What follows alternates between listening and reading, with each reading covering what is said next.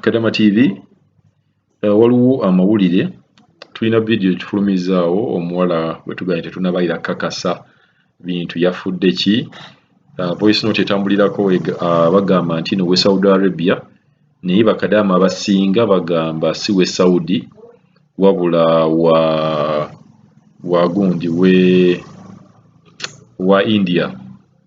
So tujja kufuna amawulire amatuufu ddala wa India oba we Saudi, naye abasinga bonna bagamba nti we Saudi. Waliwo n'abadde bagamba nti nno we Oman, naye information eyakafuluma kaakati kadaama omulala yafudde we Oman si y'oyo gwe mbadde mugamba, eyafudde we Oman y'oyo gwe mulaba awo mu kifaananyi ekyo ali mu black. Era ne President waffe Calvin Kayanja akakasizza okufa kw'omuwala oyo. Calvin Kayanja abadde ayogera ngenda bawa eddoboozi lyawo ng'ayogera ku muwala oyo eyafudde we Oman. So omuwala oli gwe mbadde mugamba nti we Oman si we Oman, wabula tukyayagala kumanya voice note etambulira ku vidiyo eyo. Omwami agamba nti omuwala oyo we Saudi. Bakadaama nga mulaba mu voice note ku vidiyo gye tuba okuteekayo bagamba nti nno we India.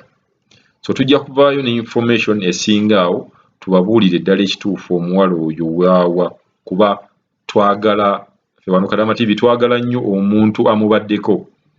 Tujja kufunira ddala abakyala abo ababiri abamubaddeko batuwe information ddala yabadde wa luddawa, kuba bw'olaba vidiyo eyo tosobola kumanya we Saudi oba we India, naye tujja kufuna information era tujja gibatuusaako. Katugende mu maaso n'ono we Oman tulabe bimukwatako.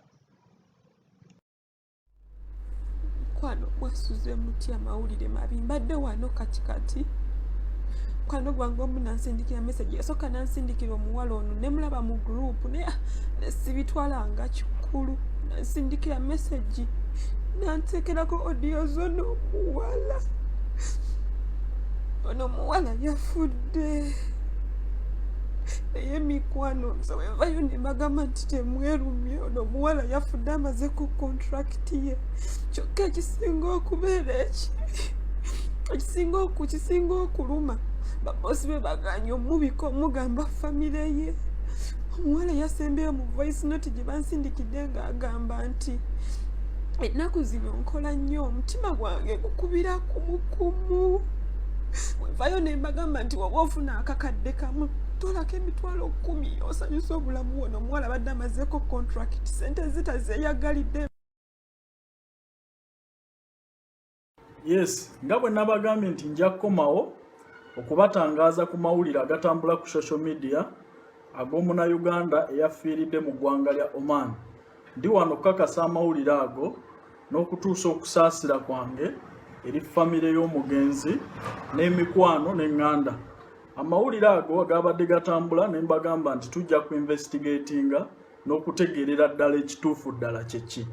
Mwannyinaffe yafudde mu ggwanga lya Oman, kyansaalwa kya nnaku nnyo era kitukutteko nnyo. Ntuusa okusaasira kwange eri buli omu yonna, era nsuubiza buli omu tujja kukola ekisoboka okulaba nti omubiri gwe gukomezebwawo wano. Mbakubiriza okubeera abeegendereza, okwekwasa Katonda, okubeera abagumiikiriza n'okwesabira yonna ku mawanga gye muli mu abakyali abalamu. Bampita Calvin Kayanja ku lwa Migrant Care Services Limited. Tunyoleddwa nnyo era tuli mu nnaku etagambikwa olw'okufiibwako munnayuganda munnaffe ate nga nkuba kye